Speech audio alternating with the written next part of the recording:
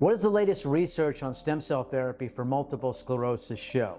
Well, there was a recent study in the journal Multiple Sclerosis and Related Disorders published that looked at 34 clinical trials in both animals and humans with stem cells for MS.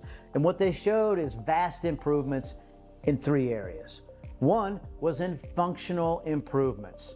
Very different than traditional medications that typically don't do that, right? They just maybe can help slow it down. No. 2 out of 3 patients in these clinical trials showed dramatic improvements in walking ability, activities of daily living, sexual function, sphincter function, balance, coordination, lots of functional recovery.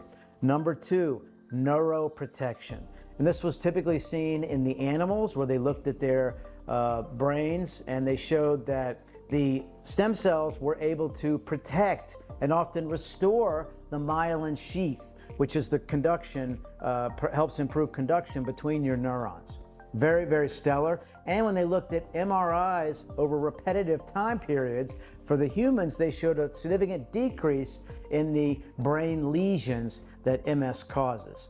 And lastly, there were lots of improvements in what's called immunomodulation.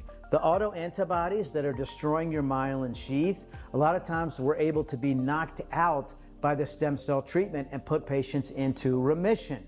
Anywhere from 9 months up to 36 months is what was shown. Call us today at R3 Stem Cell to set up your free consultation at +1 844 GET STEM or email us at info@r3stemcell.com. Thank you.